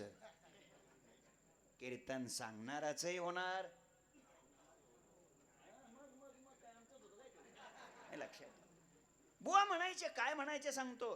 बुवा म्हणायचे, काय काय काय लोकांना नाद आहे हो. काय काय लोक दिवसातून 3दा दाढी करतात राव. किती वेळा? 3दा. आता 3दा दाढी केल्यावर काय केस येत नाहीत काय पुन्हा? उलट वस्तारा खाली किती गेलाय ते डोकं वर काढून बघतात ते किती खाली गेलाय. काय ह्याला एवढा नाद करता. बुवा काय म्हणायचे सांगतो. ते असं म्हणायचे, अरे त्याच्यापेक्षा दिवसातून 3दा हरिपाठ वाचा, पदरात पुण्य पडेल आणि देव कृपा करेल. माईबाप कधीतरी कधीतरी या गोष्टीचा विचार करा राव, करा. म्हणून माझी विनंती आपल्याला, या देहाचं तादात्म्य संपलं पाहिजे. रूपाचा अभिमान संपला पाहिजे. त्याच्या पलीकडे गेलं पाहिजे. आमचं अवघड आहे महाराज, आमचं कठीण आहे. आम्ही कीर्तनाला येताना, फेटा बांधताना आरशात पाहून सोडून, पाहून सोडून, पाहून सोडून 10-12 वेळा सोडून बांधतो. आणि नंतर कीर्तनाला अभंग घेतो. बघतायचे उदास, सगळं वाटोळच वाटोळ. आषाढी एकादशीच्या दिवशी, कधी? आषाढी एकादशीच्या दिवशी हा पट्ट्या खेड्यात कीर्तन करतो, गावात. आणि कीर्तनाला अभंग घेतलेला असतो. पंढरीशी जारे आल्यानो संसारा, ते खेड्यात सांगतो लोकांना. माझी विनंती आहे, कधी आपण या विचाराच्या बाहेर पडायचो? जोपर्यंत या देहाचं तादात्म्य सुटत नाही तोपर्यंत जीवन सुखी होत नाही. म्हणून पहिली गोष्ट काय जळालं पाहिजे? या देहाच्या रूपाचा अभिमान जळून गेला पाहिजे. अजून काय जळालं पाहिजे? नावाचा अभिमान. आता हे तर प्रकरण खूपच अवघड आहे. नावाचा अभिमान. मी एका महाराजाच्या मुलीच्या लग्नाला गेलो होतो. नंतर 8 दिवसांनी माझी एका महाराजांची भेट झाली. मी त्यांना म्हणलं, राव ते अमक्या अमक्या महाराजाच्या मुलीच्या लग्नाला काही तुम्ही आले नव्हते? नव्हतो म्हटले, आलो नव्हतं आलो. का बरं म्हटलं? तुम्हाला पत्रिका नव्हती का? ते म्हटले, मग घरी येऊन पत्रिका दिली ती मला. म्हटलं मग का आले नव्हते? म्हटलं तुम्हाला वेळ नव्हती का? अरे मला विचारून तर तारीख काढली होती म्हणे. म्हटलं मग का आले नव्हते तुम्ही लग्नाला? म्हणलं तुम्ही कुठे कीर्तनाला गेलतात का? नाही नाही म्हणले, सध्या नाही कुणी बोलवत आपल्याला. बरं ठीक आहे, म्हणजे तुम्ही घरीच होते. मग म्हणलं काय तब्येत वगैरे बरी नव्हती का? ठणठणीत आहे म्हणले, तब्येत चांगली, वेळ होती, कीर्तन कुठं नव्हतं, पत्रिका तुम्हाला घरी येऊन दिली, घरी येऊन दिली, तारीख तुम्हाला विचारून काढली, मग काय अडचण यायला? म्हणलं का आले नव्हते? म्हटलं नाही नाही नाही नाही नाही नाही. आणि मी त्यांना म्हटलं, राव शिवाय तुमचं मी पत्रिकेत नाव सुद्धा बघितलं, का आले नव्हते? आणि मग मात्र त्यांना तेच चांगलं लागलं होतं. ते म्हणले तीच तर अडचण आहे. काय अडचण? कळतं का म्हणले त्यांना, कळतं का आमचं नाव कुठं छपावं, कळतं का म्हणले. त्याने काय केलं, अशी मांडी खालची पत्रिका काढली, ते पत्रिकेवर बसलं होतं, ते पत्रिका काढली आणि मला बघा बघा म्हणले, बघा आमचं नाव कुठं छपावं कळतं का. ते पत्रिकेत वेगळे वेगळे विभाग असतात ना, रकाने, कार्यवाहक, संयोजक, आयोजक, काय व्यवस्थापक, प्रेक्षक, काय असतं जे कुठल्याच कामाचे नसतात ती सगळी नावं तिथं पत्रिकेत असतात. आणि आणि त्याच्यात ऋषिकेशजी अजून एक रकान असतो, विभाग असतो, आशीर्वाद. आणि त्या आशीर्वादाच्या रकाण्यामध्ये यांचं नाव टाकलेलं होतं. म्हणलं काय अडचण म्हणजे कळतं का त्यांना कुठं काय झालं. त्यांचं नाव 3ऱ्या क्रमांकाला छापलेलं होतं आणि त्यांच्या वरती आणखीन 2 महाराजांची नावं होती आणि तेच त्यांना झोंबलेलं होतं. ते म्हणले ही माझी लायकी का, ही माझी लायकी का, इथं नाव छापत्यात का माझं, ही माझी लायकी का. मी माझ्या मनातल्या मनात म्हटलं हेच तुझी लायकी. मी म्हणलं बरं झालं रे हा लग्नाला आला नाही, याच्या पोटात आगच पडलेली, हा काय पोरीला आशीर्वाद देणार आहे होत्या. माझ्या समोर महाराज आहेत, त्यांच्या साक्षीनं बोलतोय मी, लक्षात ठेवा. महाराष्ट्रभर आम्ही फिरतोय, खंडेरायाच्या समोर आहे, नारदाच्या गादीवर आहे, याच्यातलं एक शब्द सुद्धा खोटा बोलत नाही. खोटं बोललो तर तोंडात किडे पडतील माझ्या. ही सत्य घटना सांगतोय, हसण्यापुरती मजा यापुरती नाही बोलत, हे सत्य घटना सांगतोय. फक्त माझ्यावर तुम्ही सगळेजण एवढाच उपकार करा. कोणता? त्या महाराजाचं नाव विचारू नका. कुठं चाललो आपण? काय जीवनाच्या कल्पना आहेत आपल्या? काय घेऊन बसलात? अरे काय बिघडलं? नाव छापलं काय, नाही छापलं काय, वर छापलं काय, कुठं छापलं काय, पत्रिकेत नाव कुठं छापली, याच्यासाठी आयुष्याची जिंदगीची राख रांगोळी करण्यापेक्षा पांडुरंगाच्या अंतःकरणात नाव छापलंय का ते बघा. याच्यासाठी प्रयत्न करा. काय असतंय याच्यात, नाव असली काय नसली काय, काय बिघडतं त्याच्यापासून. माझी विनंती आहे मायबाप, हा नावाचा अभिमान जळाला पाहिजे, रूपाचा अभिमान जळाला पाहिजे, काय काय जळालं पाहिजे. गोड गोड चरण आहेत तुकोबारायांची. वेळेच्या मर्यादा आपल्या संपलेल्या आहेत आणि आपल्या 9 वाजलेले आहेत. त्यामुळे आपल्याला थांबावं लागणार आहे. देवा काय पण लक्षात ठेवा, वाढल्यानंतर ते वाढीव होतं हे लक्षात ठेवा. नाही म्हणजे आपलं अगोदरच आपली माहिती दिलेली बरी ना. लक्ष द्या, नीट आहे का, लक्ष द्या. काय काय जळालं पाहिजे. चरण बघा तुकोबारायची. तुकोबाराय सांगतात, जाळा तुम्ही माझे जाणते मी पण, येणे माझा खून मांडियेला, येणे माझा खून मांडियेला. जाळा तुम्ही माझे जाणते मी पण, येणे माझा खून मांडियेला, येणे माझा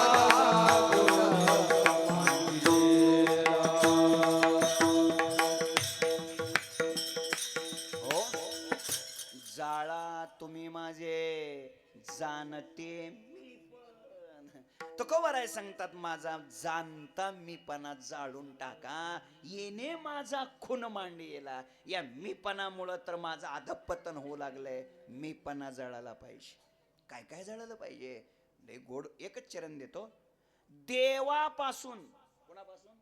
देवापासून ज्या ज्यामुळं आपल्यातन देवात अंतर पडलं जातं, म्हणजे ज्याच्यामुळं, ज्या वस्तूमुळं, ज्या पदार्थामुळं, ज्या व्यक्तीमुळं देवात आणि आपल्यात अंतर पडतं, ते ते सगळं जळालं पाहिजे.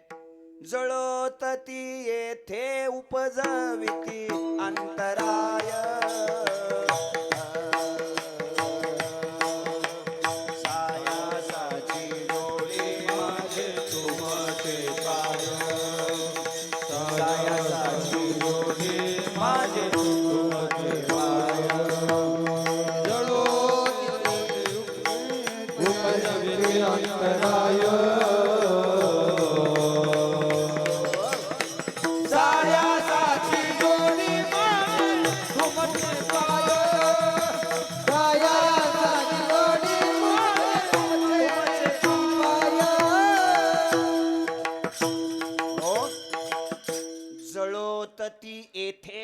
उपजविती अंतराय, येथे अंतराय उपजविती ती जळत. चरण सांगतो, आगी लागो तया सुका. जेणे हरी नये मुखा जळो ते समूळ धन संपत्ती उत्तम कुळ. लक्ष द्या, जर धन संपत्ती इस्टेट जायदाद जर सप्ताहाला धर्मकार्याला पारमार्थिक कार्याला जर तुमचं ते धन जर उपयोगाला येत नसेल तर ते काय करायचं त्याला? अजून कशाला? माझ्यावर नाराज होऊ नका, मी प्रमाण दिले की जळवते समूळ धन. अजून कोणतं? उत्तम कुळ. आम्ही एक जणाच्या घरी गेलो, फेटा बांधला आणि कीर्तनाला आलो. त्यांच्या घरचे लोक काही कीर्तनाला आलेच नाहीत. मला आश्चर्य वाटलं. मी विचारलं कीर्तनानंतर, का म्हणलं तुमच्या घरचे लोक काही कीर्तनाला आलेच नाहीत? नाही ना म्हणले महाराज, कसं कीर्तनाला येता? नाही, आमचा खानदानी घराणा म्हणले. खानदानी घराणा कसं काय कीर्तनाला येता? आमचा खानदानी घराणा. मी म्हणलं मग पेटवा. अरे कीर्तन ऐकायला जर तुझी खानदान आडवी येत असेल तर फुका ना, मग ठेवायचे कशाला? माझं स्पष्ट मत आहे, ज्या कोणत्या पदार्थामुळं, ज्या कोणत्या व्यक्तीमुळं आणि ज्या कोणत्या पदामुळं देवात आपल्यात अंतर पडत असेल दादानो, तर ते सगळं जळून गेलं पाहिजे. जळो आता नावरूप माझे पाप गाठीचे, देहाचा अभिमान रूपाचा अभिमान जळून गेला. विठ्ठल विठ्ठल विठ्ठल विठ्ठल.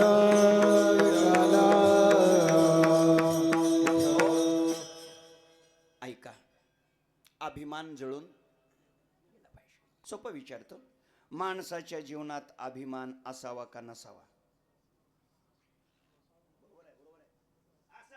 होय, तुम्हाला दोघाला बी माहिती आहे, दोन्हीतलं एक उत्तर आहेच. पण मी जे योग्य उत्तर आहे ते देतो. अभिमान जरूर असावा. म्हणजे कसं काय जरूर असावा? पण पुढचं वाक्य आहे का, खऱ्याचा असावा, खोट्याचा नसावा. अभिमान कशाचा असावा? खऱ्याचा असावा. आमचा एखादा सैनिक चुकून शत्रू राष्ट्राच्या सीमेत जातो, 70 तासाच्या आत, 70 वर्षाच्या इतिहासात 70 तासाच्या आत तो शत्रू राष्ट्रातून सुखरूपपणे भारतात आणला जातो. या गोष्टीचा आम्हाला अभिमान असलाच पाहिजे, असलाच पाहिजे. मला वाटतं या गोष्टीचं अभिनंदन केलंच पाहिजे. कारण ते परत आणलेले कोण होते? अभिनंदनच होते ना, त्यांचं नावच अभिनंदन होतं. मी का म्हणतो, जे योग्य आहे ना, चांगलं आहे ना, त्याचा काय असला पाहिजे? अभिमान. एखादं दुसरं तुरळक उदाहरण घटना सोडा, पण आजही महाराष्ट्रात फिरताना महाराज एवढा आनंद होतोय, एवढा आनंद होतोय. 2-3 गोष्टी सोडा, 2-3 चालू आहे त्याची कामं. काय रस्ते दर्जेदार केले महाराज.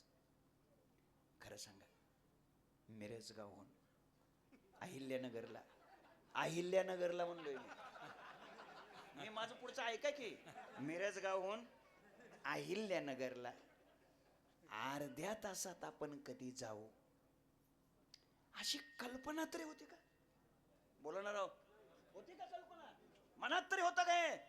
आता चालू आहे जामखेड ते अहिल्यानगर, ते बी चालू आहे, तो बी सिमेंट रोड चालू आहे. कधी वाटलं होतं का जामखेड ते माहिजळगाव 15-20 मिनिटात, एक लय झाला अर्ध्या तास? कधी कल्पना केली होती? समृद्धीनं कधी गेले? म्हणून लक्षात ठेवा, रस्ते उत्तम असल्यामुळं आम्ही तर नेहमी म्हणतो, बिचाऱ्या नितीन गडकरीने महाराज लोकांचं आयुष्य वाढवलं. खरंच सांग. म्हणून आम्ही त्यांना आवडीनं नितीन गडकरी नाही म्हणत, आम्ही त्यांना आवडीनं नितीन रोडकरी म्हणतो. काय? नितीन रोडकरी. आम्ही अजून एक त्यांचं नाव ठेवलंय, नितीन पुलकरी. ते मिरजगावचा बायपास, रुई छत्तीशीचा बायपास, मायजळगावचा बायपास, अहो त्या ब्रिजवर गेल्यावर ती लाईट आणि ते बघितल्यावर वाटतंय आपण स्वर्गात आहोत का काय. म्हणून आम्ही त्यांचं दुसरं नाव काय ठेवलंय, नितीन पोलकरी. पहिलं नितीन रोडकरी, दुसरं नितीन पोलकरी. अजून एक तिसरं नाव ठेवलंय आम्ही त्यांचं, नितीन रोडकरी. हा उशीर लागतोय जरा, उशीर. थोडं पाणी होतं आर्थिंगला. जे चांगलं आहे त्याला चांगलं म्हणायचं धाडस वक्त्यानं दाखवलं पाहिजे. योग्य गोष्टीचा माणसाला काय असला पाहिजे, अभिमान असला पाहिजे. आणि म्हणून तुमचा सुद्धा अभिमान कधीतरी जागा करा. आणि कधीतरी हिंगणेतून मिरज गावला जाताना जागा करा ना. आता आता आता आता येणार आहेत ना शिक्के, आता शिक्के आणायचे ना जिल्हा परिषद पंचायत समितीला. त्यावेळेस म्हणावं साहेब हे रस्त्याचं जरा बघा, एवढा प्रयत्न करा. म्हणण्याचा उद्देश काय चुकलं, म्हणण्याचा उद्देश इतकाच आहे, योग्य गोष्टीचा माणसाला काय असला पाहिजे, अभिमान. खोट्याचा अभिमान फेकून द्या, लटिके ते पिडा. तुका म्हणे जाय पिडा. जे लटकाय खोट आहे, खोट्याचा अभिमान धरू नका. खोट्याचा अभिमान दुःख दिल्याशिवाय राहत नाही. खोट्याचा अभिमान दुःख देतो. हा अभिप्राय महाराज अभंगाच्या 3ऱ्या चरणात सांगतात. लटिक्याचा अभिमान, लटिक्याचा अभिमान, लटिक्याचा अभिमान, लटिक्याचा अभिमान. होतासीन पावावे, होतासीन पावावे, संगात या चरण राजे, संगात या चरण राजे. होतासीन पावावे, होतासीन टाळी टाळी.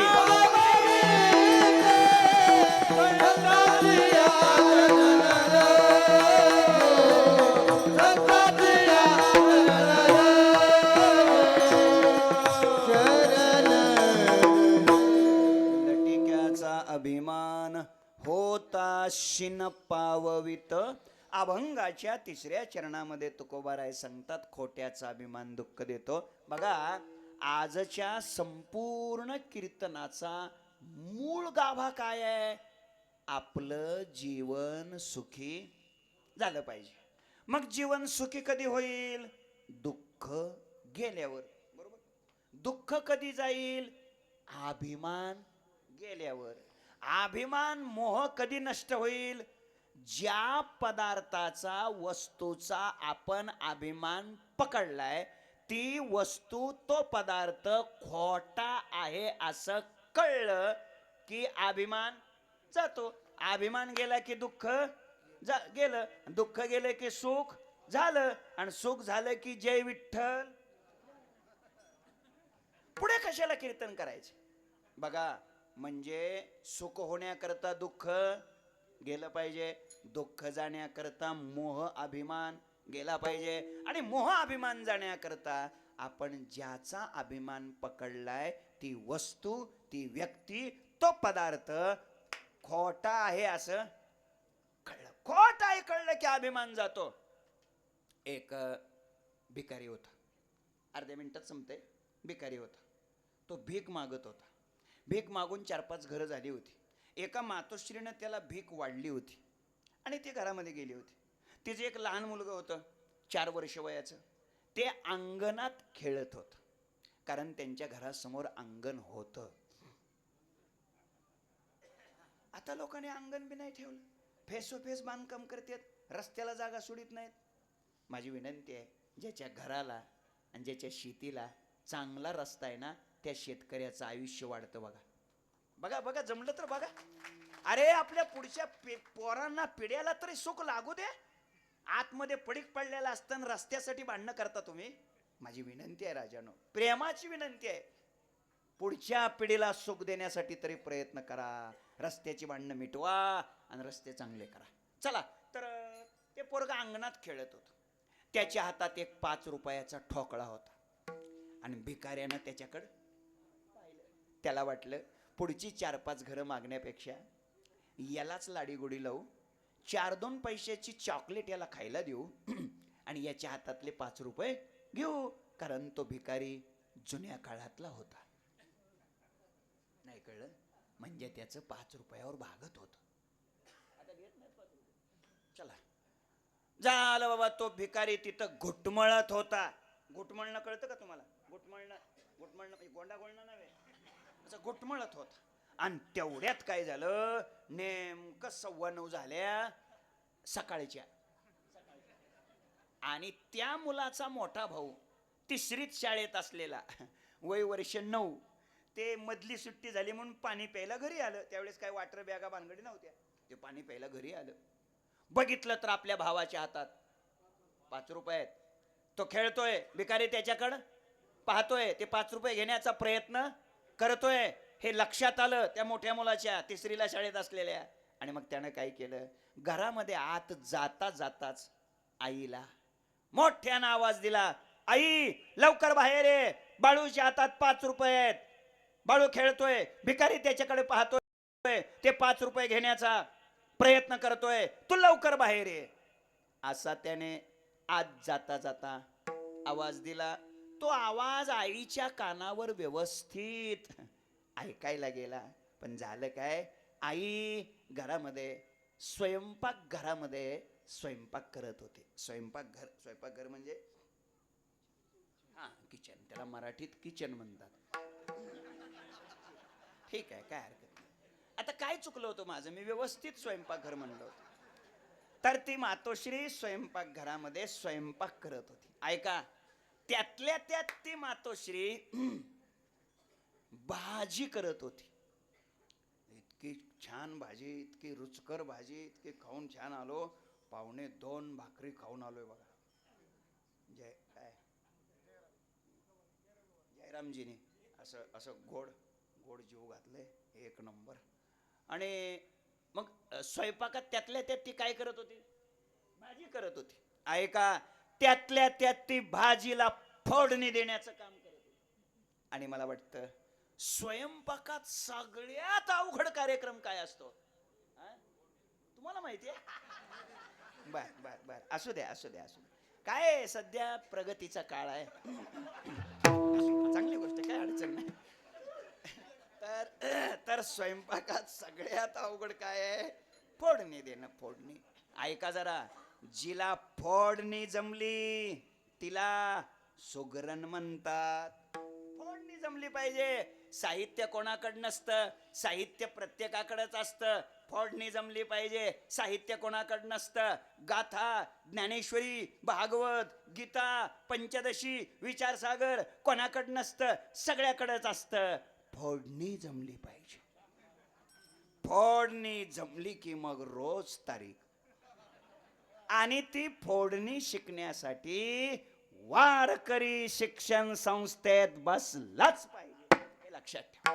हे सगळ्यात महत्वाचं आहे. झालं बाबा. म्हणून त्या मातोश्रीनं काय केलं, आतनच फोडणी देत असल्यामुळं तिनं आतनच आवाज दिला, घेऊ दे खोटेत खोटे.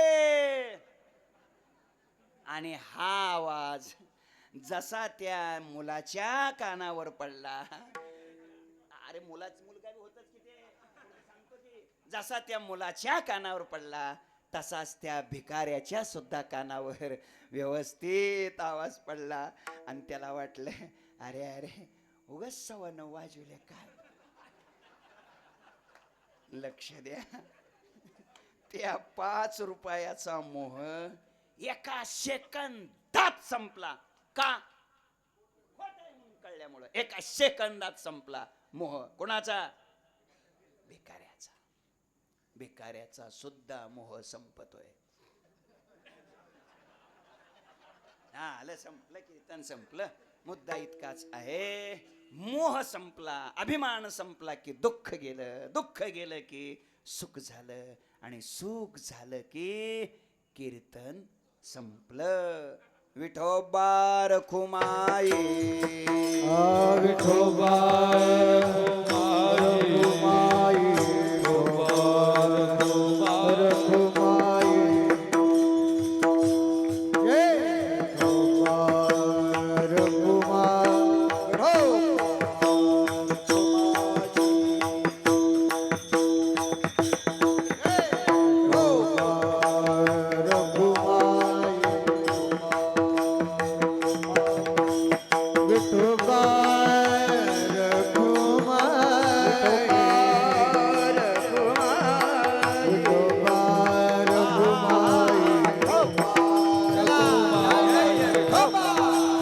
टाळी टाळी वाजवा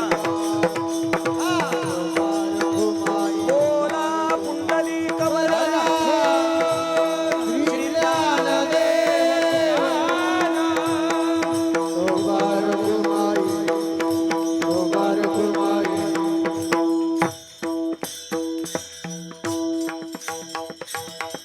तुका म्हणे आरोपीचे सुखसाचे निनावे. पण हे सगळं होण्यासाठी आरोपीचे निनावे साचे सुख मिळण्यासाठी हे सगळं खोटं आहे हे कळण्यासाठी अभिमान जाण्यासाठी नावाचा रूपाचा अभिमान जळून जाण्यासाठी या सगळ्यासाठी आवश्यकता आहे संतांच्या कृपेची, सद्गुरू जोग महाराजाची, सद्गुरू तात्यासाहेब महाराज महापुरुष अशा महात्म्यांची कृपा व्हावी. संताची चरण रजे उतरू ओझे मातीचे. ही एक प्रकारची माती आहे आणि त्याचं ओझं आपण स्वीकारलेलं आहे. हे सगळं ओझं कधी नष्ट होईल? संत कृपा झाल्यानंतर अशी कृपा व्हावी. कधीतरी दादानो आपला हा अभिमान जो आहे तो नष्ट व्हावा. नावाच्या रूपाच्या पलीकडे जीवन जावं. ज्ञानोबारायाची एक ओवी सांगतो आणि थांबतो. वेळ पुढे गेलेली आहे. ज्ञानोबाराय सांगतात, माझे असते पण लोपो नावरूप हरपो मज झने वासिपो भूत जात.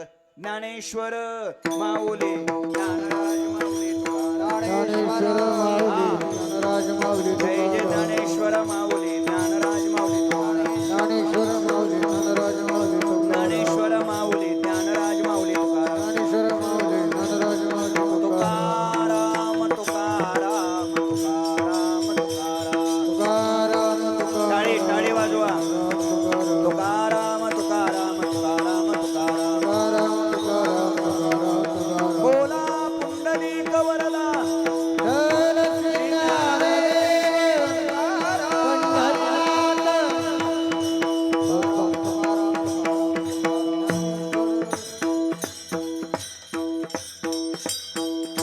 भगवंताच्या कृपेने साधू संतांच्या आशीर्वादाने आपल्या श्री क्षेत्र हिंगणी तालुका आष्टी जिल्हा बीड या गावात शिना मातेच्या तटाकावर खंडेरायाच्या दरबारात चंपाषष्ठीच्या उत्सवाच्या निमित्ताने चाललेला, मावशी जरा बसा एक मिनिट, चाललेला हा उत्सव.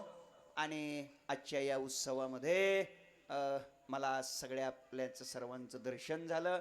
उभे राहिलेले आमचे अत्यंत गुणी दर्जेदार असे गायक वृंद, जुने नवे यांचा चांगला मेळा या ठिकाणी उपस्थित झालेला आहे. या सर्व गुणी लोकांना मी मनापासून वंदन करतो. सगळे टाळकरी वारकरी शिक्षण संस्थेतली ही लहान लहान विद्यार्थी वृंद, खरं म्हणजे ही मुलं, ऐका, ही मुलं म्हणजे संप्रदायाचं उद्याचं उज्ज्वल भविष्य आहे, हे लक्षात ठेवा.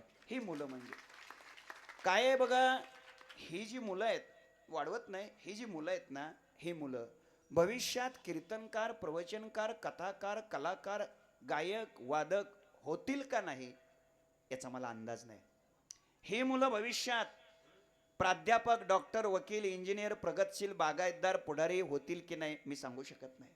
पण एक गोष्ट नक्की सांगतो प्रकाशराव, एक गोष्ट नक्की सांगतो, ही जी मुलं आहेत ना भविष्यात माणसं नक्की होतील. आणि माझा अंदाज आहे सध्या गरज माणसाची आहे. लोक पुष्कळ असतात, लोक पुष्कळ असतात. ते सार्वजनिक बांधकाम विभाग आहे ना, त्या गावात प्रवेश करताना एक बोर्ड लावलेला असतो, या गावची लोकसंख्या. म्हणजे त्यांना सुद्धा अजून अंदाज आलेला नाही माणसं आहेत का नाही कुणास ठाऊक. लोक असतात, माणसं फार थोडी असतात. प्रत्येक गावात लोक राहतात, फार थोडी गावं माणसात राहतात. आणि म्हणून ही माणसं होतील. जाऊ दे, अजून एक शेवटचं वाक्य सांगतो. ही जी मुलं उभे आहेत ना, या मुलांना ज्यांनी जन्म दिला आणि या मुलांना इथं उभा राहण्यासाठी ज्यांनी प्रवृत्त केलं, त्या गुरुजींना आणि त्यांच्या आईवडिलांना मी कोटी कोटी धन्यवाद देतो. मी त्यांचं अभिनंदन करतो. एकच वाक्य सांगतो साहेब, ही जी मुलं आहेत ना लहान लहान, ही मुलं माझ्याकडून कोऱ्या स्टॅम्पवर लिहून घ्या, मी सही करून टाकतो. वर काय लिहायचं ते लिहा. तुम्हाला खात्रीनं सांगतो, ही मुलं आयुष्याच्या शेवटच्या क्षणापर्यंत कोणतंच व्यसन करणार नाहीत. बस. आणि व्यसनमुक्त समाज तयार करणं हीच खरी आज काळाची काय आहे, गरज आहे. आणि मला बाबा खूप खूप आनंद वाटला नाना तुमच्या इथे या गावात आल्यावर, की स्वागतासाठी आणि कीर्तन ऐकण्यासाठी विशेष करून तरुण मुलं आपल्या गावातली तर हजर आहेत. म्हणून मी सगळ्या तरुणांचं खूप मनापासून अभिनंदन करतो. पुन्हा एकदा सर्व टाळकरी, माझे अत्यंत जिवलग स्नेही ऋषिकेश महाराज मृदंगाचार्य, त्यांचंही अभिनंदन. लाऊडस्पीकरची व्यवस्था ज्यांनी केली त्यांचं अभिनंदन. आपल्या सगळ्यांच्या प्रति मी सद्भावना व्यक्त करतो. पूजनीय या गावचे सुपुत्र, वारकरी संप्रदायामध्ये एक उत्तम आणि दर्जेदार प्रवक्ते म्हणून ज्यांचा आवर्जून उल्लेख केला जातो, असे आदरणीय सुनील महाराज या ठिकाणी उपस्थित आहेत. जांभरे बाबा, त्यांच्या चरणी मी नतमस्तक होतो. ओघामध्ये बोलता बोलता कदाचित काही लोकांची नावं राहिली बी असतील, मी काही सगळ्याची नावं घेऊ शकलो नाही. आणि मी आणि खरं म्हणजे मला असं वाटतं, आज तरी किमान तुमची तशी अपेक्षा नसेल मी नावं घ्यावी वगैरे, असं काय काहीच नाही घेत. आता कीर्तनातच ऐकलंय की जळो आता नाव रूप, बस बस बस, सगळे नावारूपाच्या पलीकडे गेलेले आहेत. कोणालाही आता तशी अपेक्षा राहिलेली नाही. आणि म्हणून हे जी मी बडबड केली त्या पद्धतीनं कधीतरी माझंही जीवन बनावं, हे ओठातले शब्द पोटात जावे आणि संत गेले तया ठाया देवराया पाववे असा प्रवास माझ्यासहित आपणा सर्वांचा व्हावा, हीच भावना या प्रसंगी व्यक्त करतो. हे 6वं वर्ष आहे का या कार्यक्रमाचं? 7वं वर्ष आहे. आणि लवकरात लवकर आपल्या कार्यक्रमाचा तपपूर्ती महोत्सव हा लवकर येणार आहे. येणाऱ्या 4 वर्षानंतर म्हणजे या उत्सवाचं 12वं वर्ष आपल्या बीड जिल्ह्यात क्रमांक 1चा सप्ताह झाला पाहिजे, असा आपण प्रयत्न करा. तरुणाने त्यासाठी मेहनत घ्या. आणि ते 12वं वर्ष तपपूर्ती महोत्सवाचं वर्ष माझ्यासहित आपण सर्वांनी पाहावं, अशी देवाच्या चरणी प्रार्थना करतो. त्या उत्सवापर्यंत आपल्यापैकी कोणालाही हात लावू नये अशी खंडेरायाला प्रार्थना करतो. ते 12व्या वर्षाला हेच टाळकरी, हेच मृदंगाचार्य, हेच विनेकरी, हेच लाऊडस्पीकरवाले, हेच श्रोते, याच माता भगिनी, मनाखीराव, हेच महाराज. आता इथून पुढची 4 वर्ष नाही बोलवलं तरी चालतंय, पण 12व्याला विसरू नका, विसरू नका. 12व्याला जरूर बोलवा. तुम्ही मला पुन्हा बोलवा. आहे काय काय मी बोललो का काय, दमच नाही. तर ही सेवा पुन्हा देवाच्या चरणी अर्पण करतो. आणि साधारणतः 20-25 मिनिट 25 मिनिट जास्त तुम्ही इथलेच का?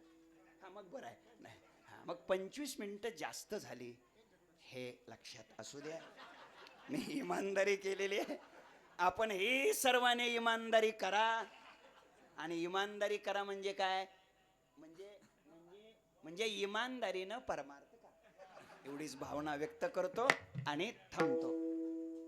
विठ्ठल जय जय विठ्ठल, जय विठ्ठल जय जय